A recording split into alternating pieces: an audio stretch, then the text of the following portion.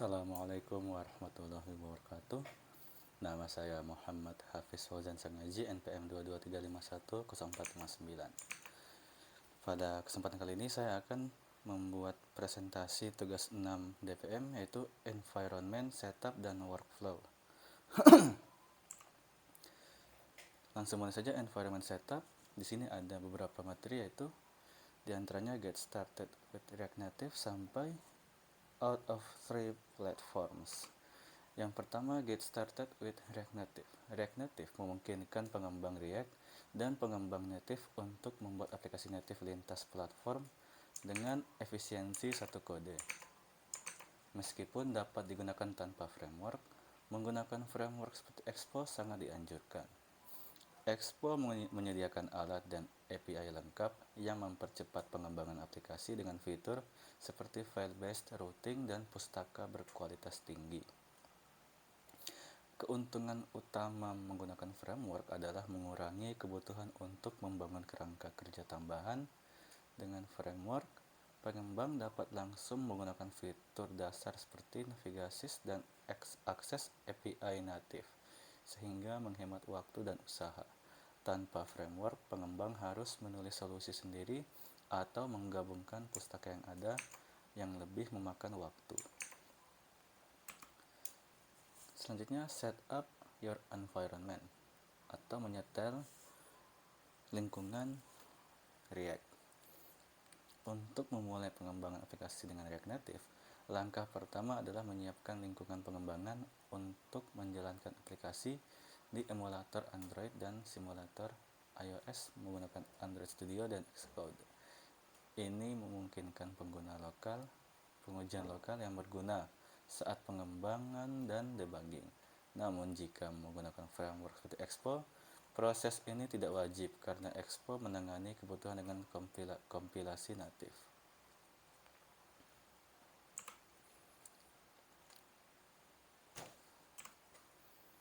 Kemudian integrasi dengan aplikasi yang sudah ada. Yang pertama, persiapan project. Buat folder baru untuk proyek integrasi React Native dan pindahkan aplikasi Android ke subfolder.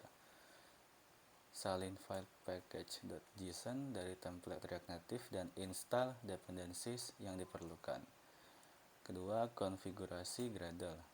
Edit file settings.gradle dan build.gradle untuk mengaktifkan React Native dengan menambahkan plugin dan dependencies yang diperlukan.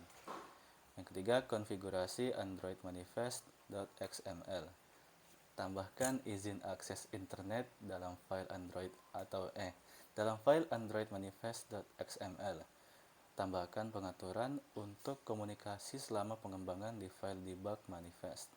Yang keempat, penulisan kode TypeScript untuk komponen React Native. Buat file yang berfungsi sebagai titik awal aplikasi native dan buat komponen utama yang akan diintegrasikan.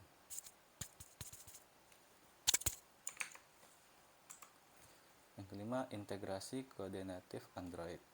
Modifikasi kelas utama aplikasi untuk menginisialisasi React Native. Buat activity baru untuk menampilkan komponen React Native. Tambahkan activity baru ke dalam Android manifest.xml dengan pengaturan tema yang sesuai. Yang terakhir, pengujian dan build release. Jalankan Metro Bundler untuk mengelola bundling JavaScript. Uji aplikasi dengan mengakses activity baru untuk melihat tampilan React Native. Untuk build release, gunakan Android Studio atau perintah Gradle dari terminal. Selanjutnya, integrasi dengan fragment Android. Yang pertama, menambahkan React Native ke aplikasi Android. Yang kedua, menambahkan container fragment. Yang ketiga, mengimplementasikan back button.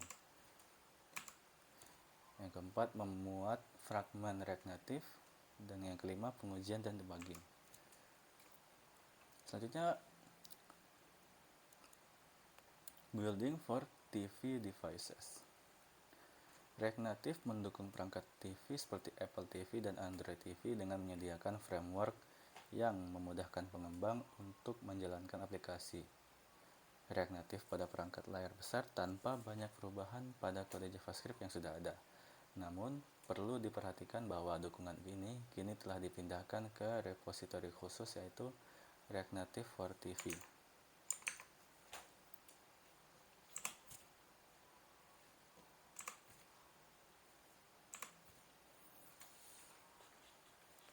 Materi terakhir dari ini adalah out of three platforms. React Native tidak terbatas hanya pada perangkat Android dan iOS. Melalui kolaborasi dengan mitra serta komunitas, React Native kini bisa dijalankan di berbagai platform lain seperti macOS, Windows, dan Vision OS, serta perangkat berbasis web dan TV. Hal ini memberi pengembang fleksibilitas untuk menjangkau lebih banyak pengguna di berbagai perangkat menggunakan basis kode yang sama.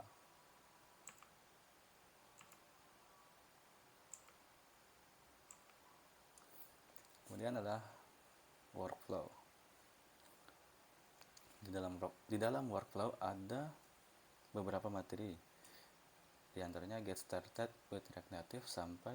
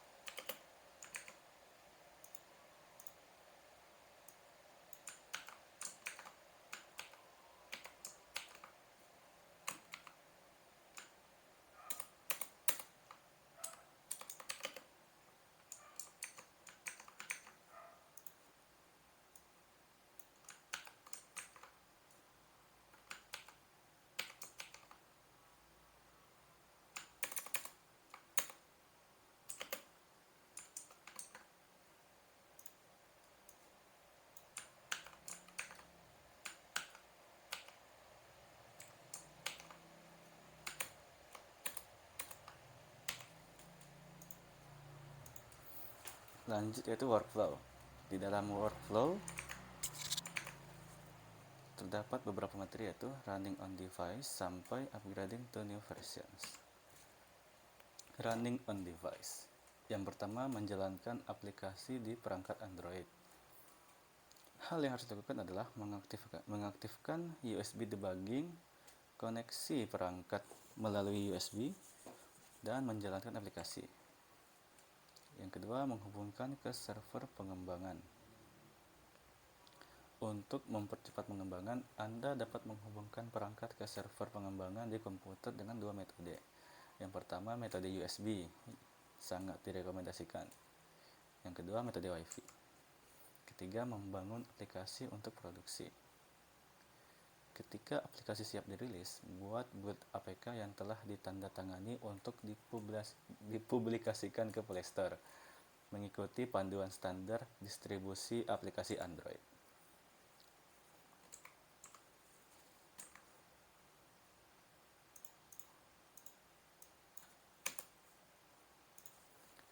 Lanjut, fast refresh. Fungsi fast refresh.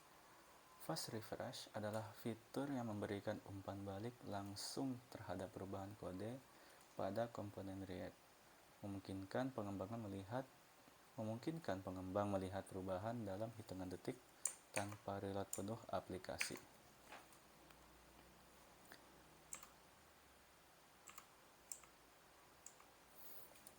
Selanjutnya Metro. Konfigurasi Metro di React Native memungkinkan pengaturan bundler untuk memenuhi kebutuhan proyek secara khusus. Menggunakan file konfigurasi metro config.js, berikut adalah ringkasan utama. Pengaturan metro. Metro dapat dikonfigurasi dengan objek sederhana atau dengan fungsi yang memberikan lebih banyak kontrol. Kedua, dukungan eksistensi file.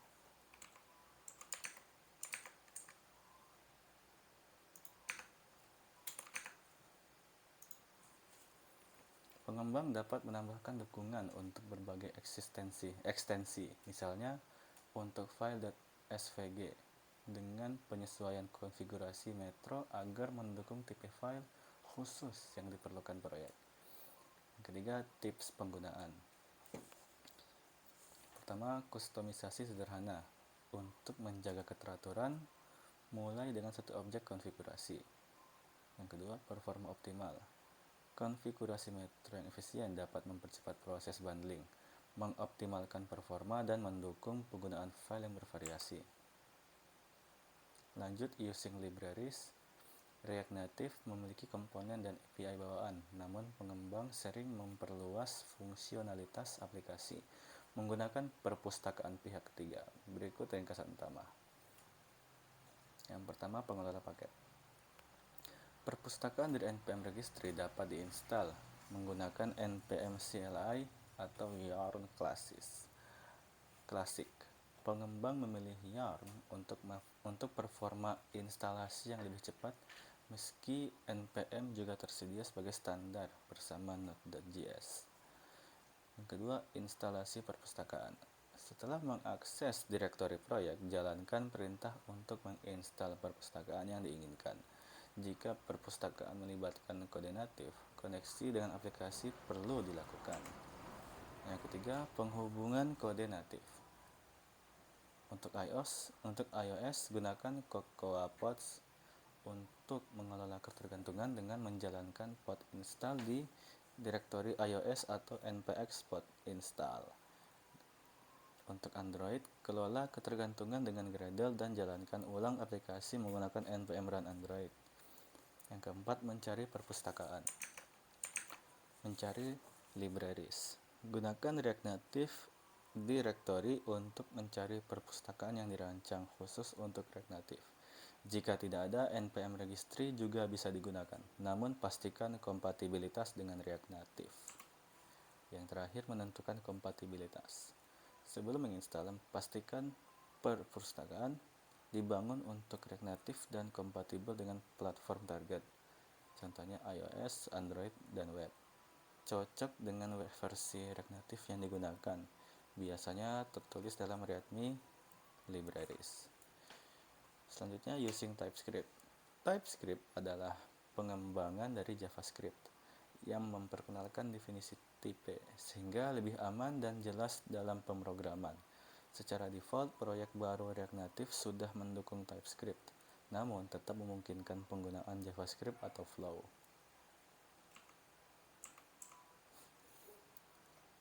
Upgrading to new versions. Meningkatkan versi React Native memberikan akses lebih banyak API, tampilan alat pengembangan, dan fitur lainnya. Proses peningkatan ini memerlukan sedikit usaha, namun dirancang agar mudah dilaksanakan.